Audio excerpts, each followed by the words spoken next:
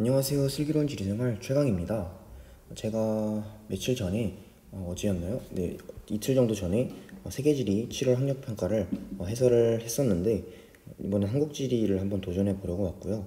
솔직히 말씀드리면은 제가 3학년 내신이 한국지리다 보니까 세계지리가 아니라 한국지리다 보니까 좀 한국지리로 하면 쓸 게 있을까 해서 네, 이렇게 왔는데 이왕 한 거 열심히 해보도록 하겠습니다. 그러면은 솔직히 한국 지리는 이번에 좀 쉬웠던 것 같아요. 근데 제가 이상한 거 해서 하나 틀려가지고 그것도 한번 설명해 드리면서 1번 시작하겠습니다.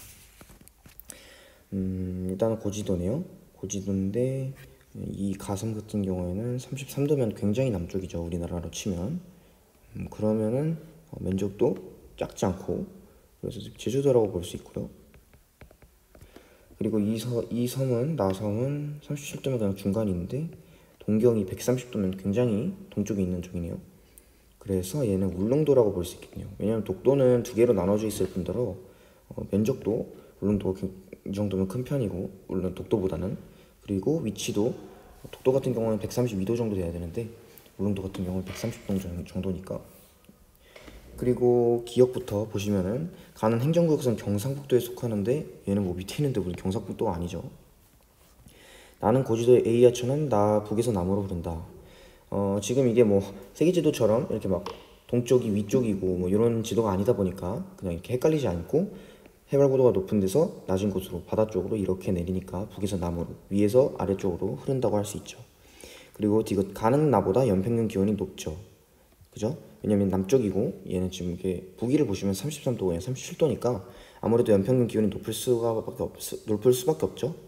그리고 이제 울릉도는 연교차가 굉장히 작다 보니까 여름 기온도 막 엄청 높진 않고 겨울 기온도 엄청 낮진 않고 이런 식으로 이렇게 생각을 해볼 수 있겠고요. 그리고 나는 가보다 일출 시각이 늦다. 나는 동쪽에 있는데 일출 시각이 늦을 수가 없죠. 그럼 바로 3번이라고 답을 구할 수 있겠네요. 2번을 보시면 2번은 이제 지역지리네요. 서울의 위성도시라고 하면은 그냥 바로 A가 생각이 나셔야 될 것 같아요. 일단 B 같은 경우 이제 일단은 뭐 다른 걸 보시더라도 분당 신도시와 판교 이렇게 있고 뭐 경강선, 월판선 모르시더라도 그냥 분단으로 또 판교, 테크노밸리 바로 A가 생각나셔야 될 것 같고요. 그리고 충청북도 도청 소재지 하면은 바로 그냥 D 청주가 생각나셔야 될 것 같고 뭐 C는 충주고 B는 화성 그리고 A가 성남 D가 뭐 청주 이렇게 되겠죠. 그러면 답은 2번으로 구할 수 있겠네요. 굉장히 쉬웠습니다. 그리고 3번 보시면은 금강 하계망을 나타낸 거고 일단은 분수계다. 근데 분수계가 맞죠, 그죠? 분수계라는 게 이제 그 하천 유역이 나눠지는 구간이잖아요. 그 보통 이제 산맥을 기준으로 나뉘고 기억은 맞고 A는 B보다 하상의 평균 경사도가 크다. 이제 A는 상류 쪽이고 B는 약간 중하류 쪽, 중하류. C는 아예 하류가 되겠네요. 이제 거의 이제 바다와 맞닿는 곳. 얘는 B보다 하상의 평균 경사도가 크죠. 이제 상류 같은 경우에는 평균 경사도가 굉장히 가파르고 하류 같은 경우는 좀 완만하게 이제 삼각주도 형성돼 있고 이런 식으로 돼 있는 거죠. 그럼 답은 1번이겠네요. 그럼 이것을 보시면 B는 A보다 표적물의 평균 입자 크기가 작죠. 왜냐하면 이제 강이 이렇게 계속 내려오면서 이렇게 침식 이렇게 작용이 일어나다 보니까 돌멩이가 깎이고 바위가 깎이고 돌멩이가 되고 돌멩이 깎이고 모래가 되고 모래가 깎이고 이제 뭐 더 작은 입자가 되고 이런 식으로 입자 크기가 상류에서 중하류로 갈수록 점점 작아지는 경향을 보이죠. C는 삼각주가 형성이 되어 있다. 근데 금강 같은 경우에는 삼각주가 없어요. 그죠? 그렇기 때문에 틀렸습니다. 삼각주 같은 경우에는 이제 우리나라 같은 경우 뭐 낙동강에 위치해 있고요. 그리고 이제 북한 같은 경우를 확장을 하면은 거기 압록강 하구에 그 우리나라 최서단 거기 마안도쯤에 위치해 있다고 한국지리 선생님께서 말씀을 하셨습니다. 4번의 경우 이제 다음은 기후와 관련된 고문원 일부의 내용이다. 일단 봄추위가 있다. 이건 뭐 딱 봐도 뭔가 꽃샘추위 같죠? 그렇죠? 그리고 니은 쇳바람 5일이나 불어 말라 죽었다. 굉장히 건조한 바람이겠네요. 그럼 뭐 높새바람 이렇게 생각을 할 수 있군요. 그리고 6월에서 13일까지 비가 내려. 요거는 아마 그 장마가 되지 않을까 싶은데 솔직히 잘 모르겠는 게 이제 6월 보통 장마는 7월에 좀 내리니까 일단은 비가 많이 내린다라고 정도로 하겠습니다. 비 많다. 기억은 남고북저형. 일단 남고북저형은 굉장히 한여름에 나타나면서 습한 공기를 우리에게 불어주는데, 꽃샘추위는 거의 이제 겨울에서 봄 사이에 나타나는 그런 그 기후라기보다는 약간 기상 현상이니까 기억은 아니라고 볼 수 있고요. 니은이 지속될 때, 높세활이 지속될 때 영서지방에는 가뭄이, 그쵸? 영서지방에는 가뭄이 발생하고, 그리고 영동지방에는 비교적 그 태백산맥이 지나기 전이기 때문에 비교적 스변한 바람이 그래도 불죠. 이제 태백산맥을 지나면서 그 건조한 바람이 슉 불는 게 녹세바람이라고 할 수 있고, 디귿은 대류성 강수에 해당된다. 이제 대류성 강수 같은 경우에는 요 디귿에 해당하는 게 아니죠. 그리고 리을, 디귿이 내리는 시기는 기역이 내리는 시기보다 기온의 일교차가 적다. 일단은 이 디귿의 비는 굉장히 6월, 7월쯤에, 즉 이제 여름에 내리고, 기역은 봄추위, 겨울에서 봄추위가 봄의 시기에 나타나기 때문에 아무래도 여름보다는 겨울이 일교차가 클 수밖에 없죠. 그러니까 이게 맞는 선지죠. 왜냐면 여름이 일교차가 더 적으니까. 이렇게 볼 수 있고요. 이제 한국지를 좀 처음 하다 보니까 버벅대는 감이 있네요. 그건 조금 양해를 부탁드립니다. 일단 세 지역의 인구 현황을 나타냈는데, 일단 가나다가 뭐 여기서 보시면 뭐 세종, 해남, 안산 뭐 이런 식으로 되겠네요. 그러면 세종 같은 경우 유소년 부양비가 굉장히 높으니까 가가 세종이 될 수 있겠네요. 그리고 이 둘 중에 노년 인구 비율이 30%인 지역이 있다? 그럼 이제 안산 같은 경우는 굉장히 공업 지역이고 외국인도 많고 하다 보니까 노년 인구 비율이 상대적으로 적을 수밖에 없어요. 그래서 상대적으로 조금 시골에 해당하는 해남이 다가 될 수 있겠고요. 나머지가 안산이 될 수 있겠네요. 그러면 답은 1번으로 고를 수 있을 것 같고요. 요거는 네, 굉장히 쉬웠죠? 6번을 보시겠습니다. 6번 같은 경우 충남과 경북과 전남 이렇게 세 개를 1차 에너지연별 공급량 비중을 나타내고 있네요. 충남 같은 경우 굉장히 그 공업이 많이 발달해 있죠. 특히 이제 당진 같은 경우 그 제철이 있고, 서산 같은 경우 석유화학이 있고, 이렇기 때문에 굉장히 뭐라 해야 할까, 1차적인 그런 산업이 많아요. 그래서 석탄이, 이런 걸로 석탄으로 이제 그 제철 같은 걸 하잖아요. 그래서 석탄이 굉장히 많은 비율을 차지하고 있고, 경북 같은 경우 약간 그 울진에도 있고 그냥 정말 많은데, 경주에도 있고 이런데 원자력이 많이 발달해 있고요. 그쵸? 원자력 그 발전소가 많잖아요. 그리고 전남 같은 경우도 원자력도 있고 석탄도 있는데, 뭐가 제일 많냐 하면은 여기 여수가 있잖아요. 여수가 거의 제조업 출하액이 6천만 그에 육박하기 때문에 이거를 석유화학으로 볼 수 있고요.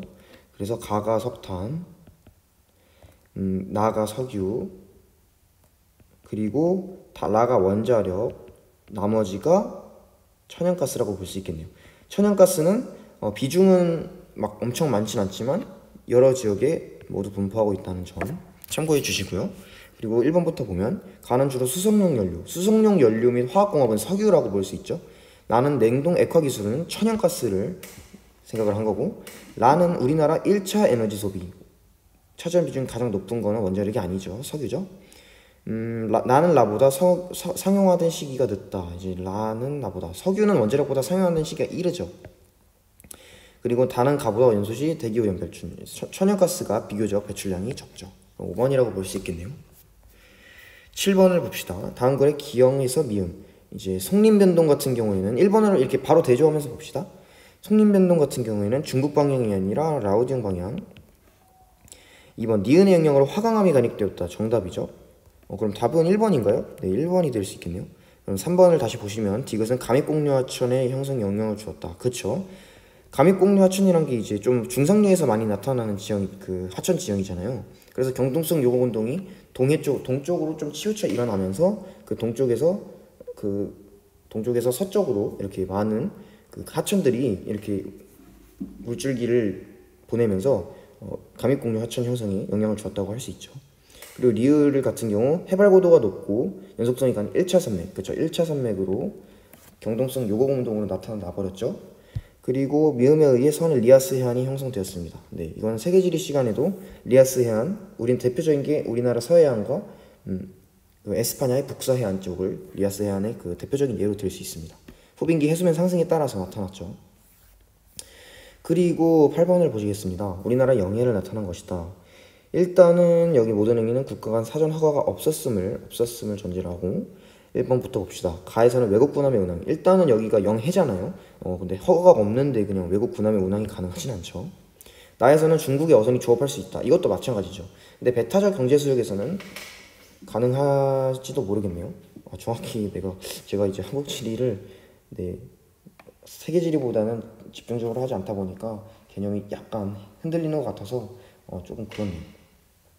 일단은 적어도 영해에서는 중국의 어선이 조업을 할 수 없습니다. 이건 확실해요.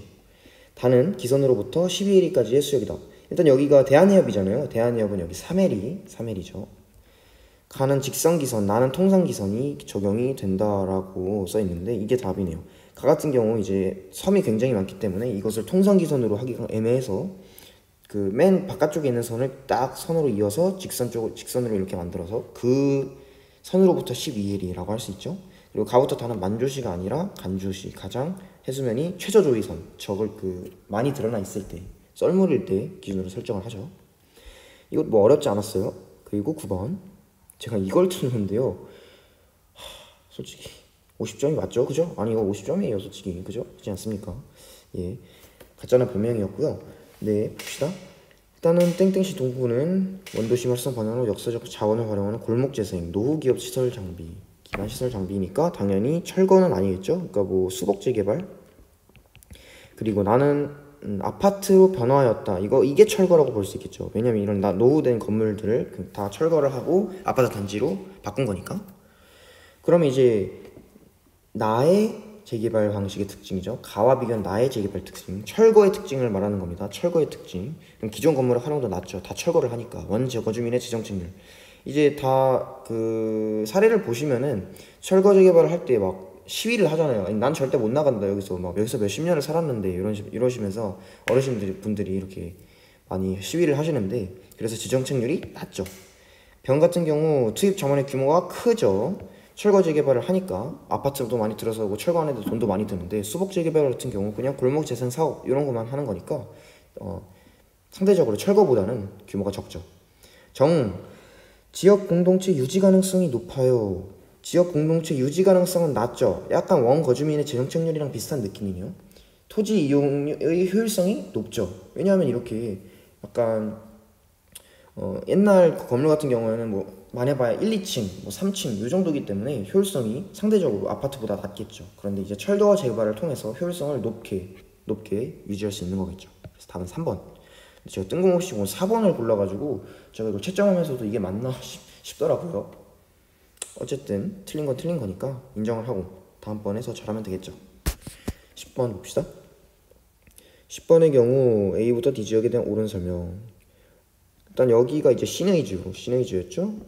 그리고 여기가 백두산 쪽, 그리고 여기가 원산이라고 할 수 있고요. 여기가 이제 그 개성공단이라고 할 수 있겠네요. 개성. 신의주 경의선의 철도 종착지 맞고요. 홍콩식 경제개발 맞고요. 그리고 우리나라에서 가장 해발고도 2700m, 2744m라고 알고 있고요. 2744 이렇게라고 알고 있고요. 그리고 칼데라호, 화구야물로 칼데라호 정답이고요. 우리나라, 북한 합쳐서 우리나라에는 칼데라호가 2개밖에 없죠. 백두산과 그리고 울릉도의 나리분지 이렇게 칼데라호가 2개가 있고요. 그리고 여기 개성 같은 경우에는 그쵸, 고려의 수도가 개성이었으니까. 또한 남북한의 경제 능력으로 제가 말씀드린 그 개성공단. 그리고 여기 원산, 북한의 대표적 무역항으로 조석 간만이차를 극복하기 위한 특수항만 시설? 예, 이건 뭐 말이 안 되네요. 이거 원산이고 뭐 강수량이 많다 이런 식으로 설명이 들어가야 되겠죠.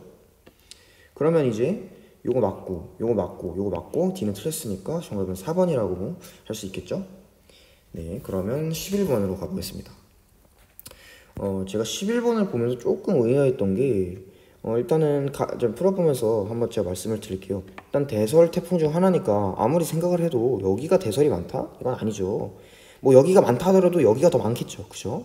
그래서 대설의 아니고 태풍이라고 할 수 있고요.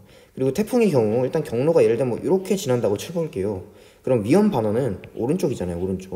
오른쪽이 위험 반원이기 때문에 여기서 상대적으로 전남, 전남, 경남 이런 쪽에서 피해를 많이 입을 수밖에 없기 때문에 여기가 태풍이라고 볼 수밖에 없어요. 그리고 나 같은 경우 대설이 남은 게니까 대설이라고 할 수 있겠죠. 근데 전 요게 왜 지금 여기 있죠. 여기 밑에 지방 여기가 잠깐만 제가 정확히 어느 지역인지를 모르겠는데 요 지역이 왜 이렇게 대설이 많나 싶기도 했거든요. 근데 아무리 봐도 간 태풍이라서 여기 나를 대설을 하긴 했습니다. 그리고 이게 선지를 봐도 이렇게 두 개만 딱 고르는 경우 같은 경우에는 딱 네 개는 다른 선지를 가리키고 있고 하나는 딱 그 정답 선지를 가리키고 있기 때문에 이거 아무것도 몰라도 그냥 선지로만 파악을 할 수가 있어요. 여기서 보시죠. 가해 피해를 줄이기 위해 신속한 제설 자금. 이거는 뭐 대설에 대한 설명이죠. 나는 열대해상에서 발생해 우리나라에 영향을 준다. 열대해상 태풍이죠. 그러니까 가는 대설, 나는 태풍. 지금 똑같은 얘기죠. 1번, 2번 똑같은 그 가는 대설이고 나는 태풍이다라는 걸 전제로 순지를 낸 거예요.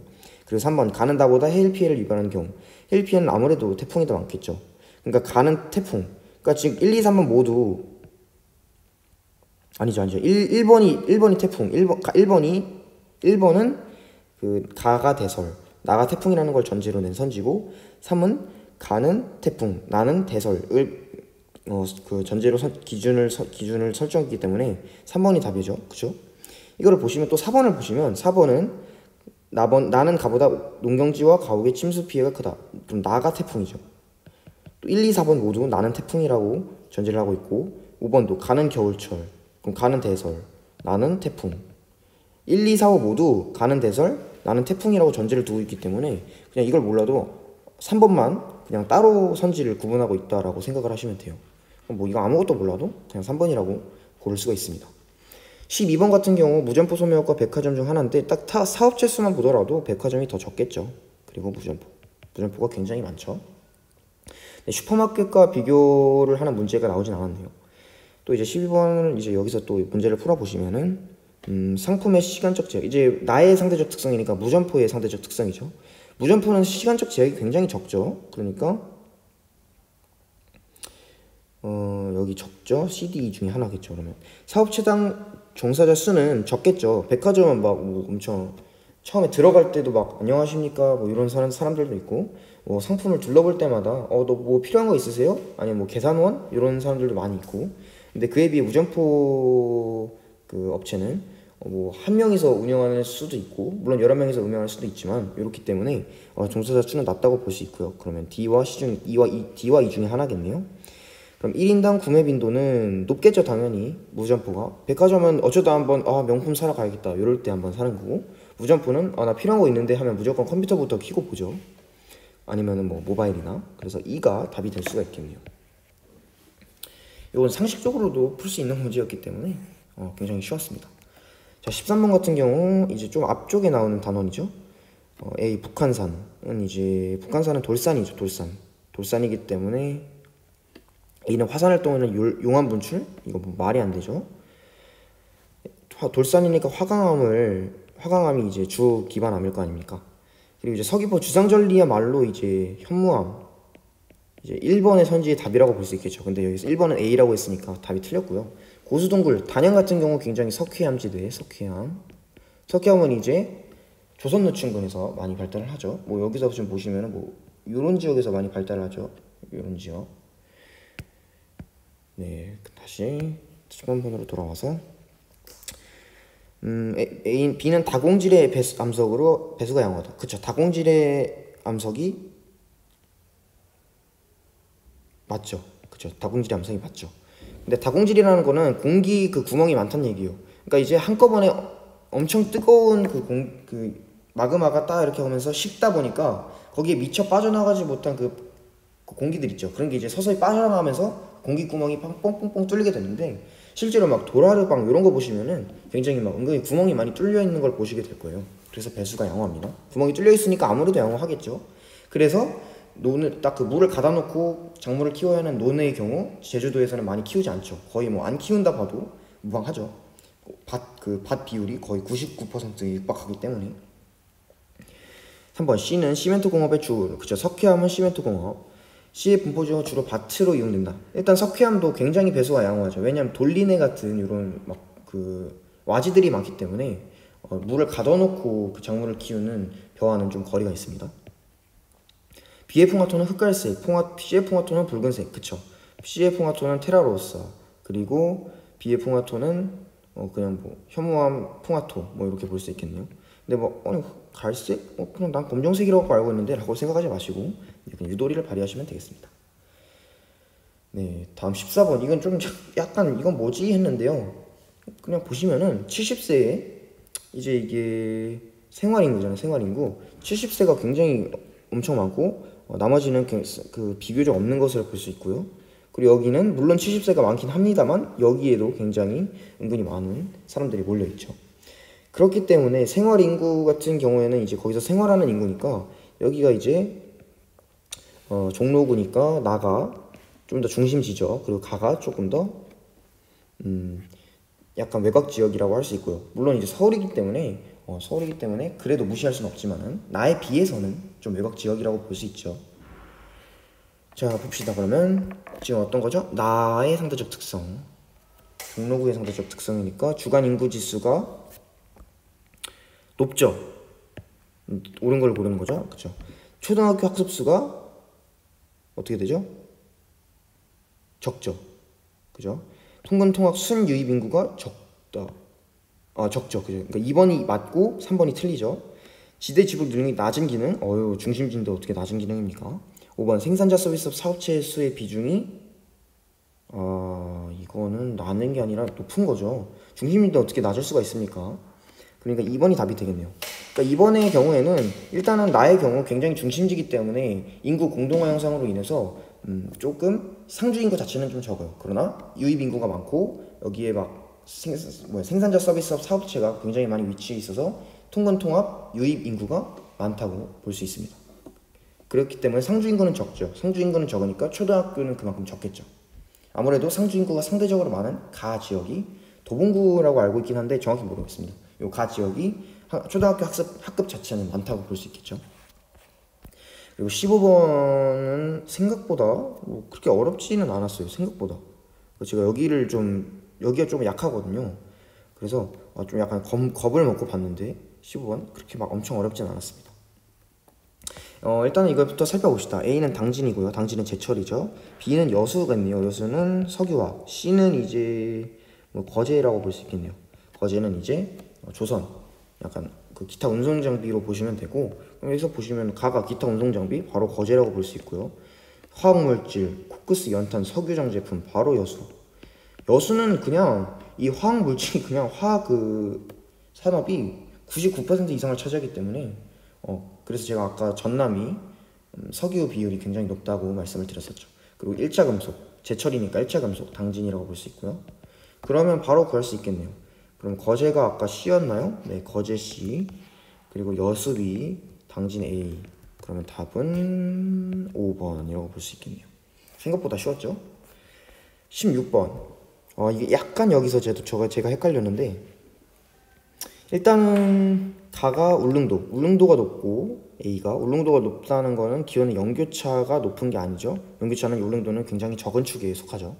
최나날 평균 기온도 연교차가 작으니까 제가 아까 전에 말씀을 드렸듯 7월의 그 여름의 평균도 그렇게 높지 않고 겨울의 평균도 그렇게 낮지 않다라고 말씀을 드렸기 때문에 5번이 아니에요. 그래서 3번, 4번 중에 하나고요. 그럼 3번, 4번의 B만 보면 되겠죠. 다 같은 경우 대구인데 대구의 연강 수량이 많다? 이건 뭐 말도 안 되는 얘기죠. 그러니까 바로 4번.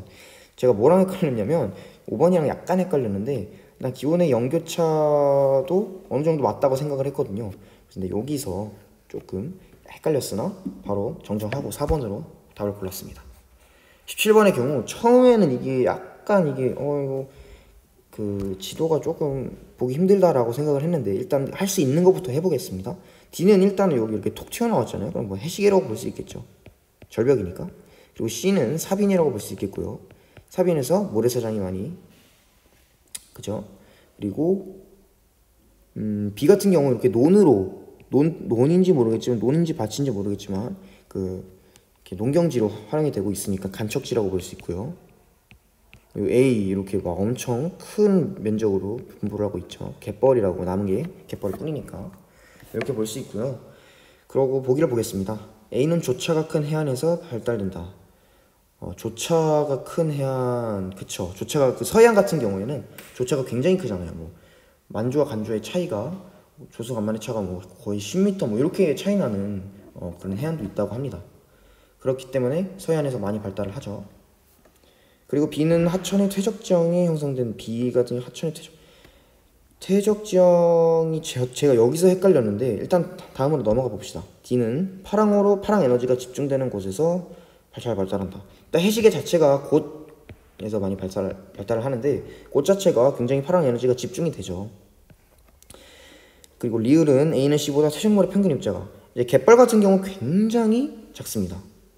갯벌이 가장 작다고 보시면 돼요. 사빈과 사구가 크고 갯벌이 작다. 그리고 사빈과 사구 중에서도 사빈이 더 크다. 사구가 더 작다. 그러니까 사빈, 사구, 갯벌 뭐 이렇게 알고 있으시면 돼요. 그래서 답은 틀렸고, 일단 답은 2번이겠네요. 그래서 제가 2번 니은을 생각을 한 게 퇴적정이 아니라 그냥 그 바다랑 이제 만나는 곳에 농경지를 지었기 때문에 이건 아니라고 볼 수 있어요. 어차피 이 니은이 헷갈렸어도 기억 디귿이 무조건 답이기 때문에 다음으로 넘어갈 수 있었습니다. 요게 이번에 한국지리 오답률 1등이더라고요. 그래서 보니까 솔직히 엄청 뭐 어렵진 않았던 것 같은데, 이게 기만이 아니라요, 오히려 다른 게 어려웠던 것 같아요, 생각해보면. 근데 이게 조금 생소하셔서 그랬던 것 같아요. 화물 운송량 지수라는 게 이게 상대값이기 때문에 조금 헷갈리실 수도 있을 것 같아요. 이건 인정. 이거는 저도. 그래서 교통수단 A 같은 경우 분담률 국내 화물 수송이었기 때문에 화물이든 뭐 여객이든 국내면 일단은 도로가 무조건 1등이죠. 그리고 7.2와 1.6 이게 이제 철도랑 해운 중 하나인데, 저희 선생님이 이렇게 외우다기보다 이렇게 이해하라고 말씀하셨어요. 어차피 육지로 갈 거면은 어차피 도로다. 철도로는 잘 안 간다. 근데 바다로 갈 거면은 해운님밖에 없잖아. 그래서 해운이 조금 더 많다. 이런 식으로 생각을 해보면 어떻겠냐고 말씀을 하셔서 저는 그냥 바로 해운 철도라고 이렇게 정했는데, 또 여기서 화물 운송량 지수를 보시면은 일단 우리가 상식적으로 생각을 하기에도 철도는 옛날보다 많이 좀 떨어지는 것 같다라고 느낌이 들잖아요. 그래서 여기가 그냥 철도라고 생각을 하기도 했어요. 그래서 여기서 이렇게 한번 해보고 여기서 맞다, 철도가 이용량이 그래도 좀 줄은 것 같다 해서 이제 C를 철도라고 확신을 하게 됐고요. 그럼 이제 뭐 해운이 이렇게 되고 도로는 이렇게 되겠네요. 그러면 1번 A는 정시성이 가장 우수하다. 정시성이라는 거는 요 세 개 중에서는 그나마 철도가 가장 높지 않나라고 생각이 되네요. 딱 정시에 딱 출발하고 정시에 딱 도착하고 이런 게 가장 우수한 거는 A가 아니라 C라고 볼 수 있고요. B는 A보다 기종점 비용이, 도로는 기종점 비용이 굉장히 낮은 축에 속하죠. B는 C보다 평균 수송거리가 짧다라는 거는 해운은 막 엄청나게 국내뿐만 아니라 해외로도 엄청 많이 가잖아요. 굉장히 길죠. 왜냐면 기종점 비용은 높지만 이제 그 단위 거리당 드는 비용이 굉장히 적기 때문에 좀 시간은 오래 걸리지만 좀 저렴하게 그 수출을 할 수가 있죠. C는 A보다 문전 연결성. 지금 문전 연결성을 제가 솔직히 이게 처음 들어봤는데, 약간 한자 또는 뭐 이렇게 이런 식으로 해석을 해보니까, 도로 같은 경우에는 지금 A가 도로잖아요. 도로 같은 경우에는 그냥 자동차로 그냥 자기 집까지 바로 그냥 갈 수가 있어요. 그쵸? 근데 철도 같은 경우에는 그냥 그 역에서밖에 못 멈추잖아요. 자기 앞에 철도역이 없는 이상 그 집에서 철도역까지 가고 철도역에서 내려서 집까지 가는 그런 시간이 있기 때문에 문과의 그 연결성이 C 철도는 낮다고 볼 수 있겠습니다. 그렇게 저는 생각을 했고요. C는 B보다 기상 조건의 제약을 적게 받는 게 맞죠. 철도 같은 경우에는 그냥 비 와도 다 달릴 수 있는데, 해운 같은 경우에는 비가 오거나 비바람이 치면은 굉장히 운항이 어려워지기 때문에 뭐 결항되는 날도 있죠. 자, 그럼 19번을 다음으로 보겠습니다. 그래프는 가부터 다의 작물 생산량의 거역별 비중. 비중입니다. 비중. 요 뭐 호남권에 나가 많네. 이거 막 쌀인가? 이렇게 생각하시면 안 된다는 얘기죠. 그러니까 호남권에 엄청나게 많다라는 겁니다. 상대적으로. 그러면 이제 보시면은 일단은 가부터 찾을 수 있는 게 제가 아까 말씀드렸듯 없네요. 뭐가 없어 여기. 그렇다는 얘기는 여기가 쌀이란 얘기죠. 왜냐면 현무암 같은 경우 굉장히 배수가 잘 되기 때문에 물을 가둬놓고 키워야 하는 쌀의 경우는 거의 재배를 하지 않는다고 말씀을 드렸고, 또 뭐 알 수 있는 게 호남권에서 가장 많이 재배를 하고 영남권, 충청권 같은 경우에도 많이 재배를 하기 때문에 뭐 여기는 뭐 경기권과 강원권이라고 할 수 있겠고요. 그리고 나 같은 경우 호남권에서 압도적으로 많이 재배를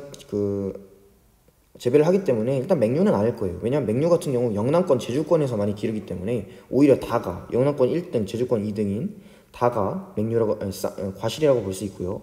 나가 호남권에서 상대적으로 많이 기르는 맹류라고 볼 수 있습니다. 쌀의 그루가리 작물이죠. 그리고 영남권에서도 약간 키우고 제주권에서도 약간 키우고 이 정도로 알아두시면 돼요. 그러니까 호남권 같은 경우 맹류가 굉장히 많아요. 맹류가 거의 대부분을 차지하기 때문에, 그렇다고 절대적인 생산량이 쌀보다 맹류가 많은 게 아니라 상대적으로 요 충청, 호남, 영남, 제주, 기타 중에서 상대적으로 맹류가 굉장히 많다라는 비율을 나타내는 거기 때문에 이렇게 절대적인 그 양 측면에서 파악을 하시면 안 되고요. 보기 같은 경우 가는 식생활의 변화로 쌀 식생활의 변화로 1인당 소비량이 감소하고 있죠. 뭐 요즘 막 빵 같은 것도 많이 먹고 하다 보니까 쌀 소비량이 1인당 감소하고 있습니다. 오히려. 니은 나는 우리나라에서 재배 면적이 가장 넓다. 맹류가 가장 넓다? 터무니없는 소리네요. 가는 다보다 영농의 기계 수준. 요게 전 진짜 뭔 소린지 했는데, 요즘 이제 쌀 같은 경우에는 물론 과실도 그래요. 과실도 그런데 쌀 같은 경우 막 이항기 같은 걸로 옛날엔 막 소로 하고, 그쵸? 소로 막 그 밭 갈고 뭐 논 그거 하고 정리하고 그랬는데, 지금은 그래도 다 거의 기계로 막 트랙터나 이런 거에 막 뒤에 막 이항기 같은 거 실어서, 저희 할아버지 같은 경우에도 그렇게 하시거든요. 그래서 기계 수준이 높다고 볼 수 있습니다. 물론 과실이 없는 건 아니지만, 물론 막 스프링클러로 물도 뿌리고 하긴 하지만은 그래도 쌀이 수준이 굉장히 높다고 할 수 있죠. 리을 나는 다의 그루가리 작물. 나는 다 과실의 그루가리 작물? 뭐 미친 소리를 하고 있네요. 그러니까 답은 2번 19번은 2번이었고요 20번 네, 지역지리 나왔습니다. 땡땡만 갈대 축제, 황금빛 갈대 물교가 철새를 만날 수 있다. 땡땡만, 무슨 만, 뭐뭐만 하면 뭐뭐 생각나죠? 뭐 순천만 생각나지 않으십니까? 한국지리 여러분들, 선택자 여러분들. 순천만, 바로 그냥 B. 탈춤 페스티벌, D. 답 3. 여기 이런 식으로 지역지리 같은 경우에는 이렇게 굉장히 뭐 거의 10초 컷도 낼 수 있는 문제가 막 있기 때문에 이런 식으로 문제를 풀어주시면 될 것 같아요. 뭐 국제 페스티벌, 탈춤 국제 페스티벌이 실제로도 안동에서 개최되기 때문에 이런 식으로 빨리빨리 여기서 시간을 단축하시면 되겠고요. 뭐 이런 18번 같은 문제나 또 뭐 막 엄청 어렵진 않았지만 15번 같은 문제 같은 경우 이런 문제 뭐 한 2, 3분 정도, 5분 정도, 많으면 5분 정도 걸리는 시간을 단축하기 위해서 이런 20번 같은 문제, 또 지역지리 같은 문제에서 굉장히 많은 시간을 단축을 해야겠죠. 굉장히 제가 생각하기에도 세계지리보다 굉장히 부족하다는 생각이 많이 들고요. 설명을 할 때도 굉장히 버벅거리고 제가 헷갈리게 알고 있는 것들도 많아서 이 기회에 한국지리를 조금 더 공부를 해야겠다. 아무리 실수여도 세계지리도 실수할 수 있는데 다 맞은 거니까 한국지리도 좀 더 열심히 하면 실수 같은 건 없게 하면 되지 않을까 라는 반성도 많이 하게 되었습니다. 부족한 강의 들어주셔서 감사하고요. 그럼 저는 어떻게 9월 평가원으로 다시 돌아올지는 몰라도 아마 좀 늦으면 9월 평가원 해설로 돌아오고, 빠르면은 뭐 수능 완성 약간 괜찮은 문제들 몇 문제씩 가져오면서 다시 돌아올 것 같은데, 어떻게 될지는 모르겠습니다. 수능 공부를 열심히 해야 되는지라 체제를 맞춰야 하기 때문에. 어쨌든 얘기가 너무 길어졌고 수고하셨습니다. 그러면 저는 다음에 뵙겠습니다. 감사합니다. 안녕.